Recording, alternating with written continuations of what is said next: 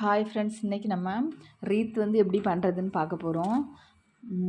இப்போது ஒயிட் கலரில் கிளாத் எடுத்திருக்கேன். என்ன கிளாத்துனா சாட்டின் கிளாத்து. அது கொஞ்சம் பார்க்க நல்லாயிருக்கும் பார்த்தீங்களா, அதனால சாட்டின் கிளாத் எடுத்திருக்கேன். இப்போ 2 இன்ச்சு அகலத்தில் எடுத்திருக்கேன் நான். ரீத்துக்கு தகுந்த நீளத்தில் கிளாத் எடுத்துக்கோங்க. இப்போ நம்ம வந்து அதை பக்கம் மாற்றி நான் வந்து தையல் போட்டு அதை வந்து நான் மாற்றி எடுத்துக்க நம்ம பைப்பிங்க்கெல்லாம் நம்ம எடுப்போம் பார்த்தீங்களா, அதே மாதிரி ஃபஸ்ட்டு கெட்ட பக்கம் வச்சு தைச்சிக்கிட்டு அப்புறமா அதை பக்கம் மாற்றி எடுத்துக்கோங்க.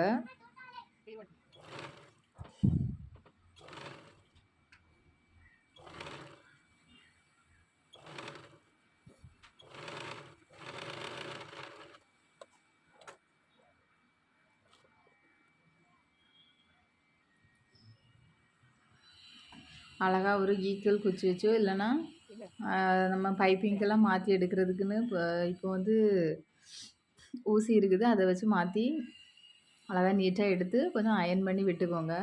ஆனால் இது சாட்டின் கிளாத் வந்து நம்ம தைச்சது வந்து ஒரு மாதிரி நெளிஞ்சு இருக்கும்.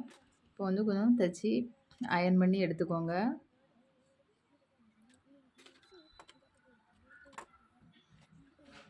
இப்போ வந்து நான் வந்து இந்த ரீத்துக்கு வந்து கொஞ்சம் எலாஸ்டிக் வச்சு ஒரு மாடலாக தைச்சி பார்ப்போம் அப்படிங்கிறதுக்காக இந்த ரீத் சைஸில் எலாஸ்டிக் கட் பண்ணி எடுத்துக்கிட்டு அதை ஒரு பின் பண்ணி வச்சுட்டு ஒரு பக்கத்தில் நம்ம வந்து பாவாடை நாடாலாம் போடுவோம்ல அந்த டைப்பில் எலாஸ்டிக்கை போட்டு அந்த ரீத்தில் அந்த 2 பக்கத்துலேயும் எலாஸ்டிக்கை வந்து நான் டைட்டாக கட்டிக்கிட்டேன்.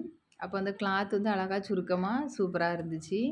ஆனால் அது எலாஸ்டிக்கும் வச்சுட்டு அப்புறமா அது வந்து இந்த ரீத்தில் போடும்போது கொஞ்சம் கஷ்டமாக தான் இருந்துச்சு. அதுக்கப்புறம் எலாஸ்டிக் போடாததே தேவையில்லாமல் இது பண்ணிட்டோமோ, எலாஸ்டிக் போடாமல் போட்டாலே நல்லா தான் இருந்திருக்கும்னு தோணுச்சு.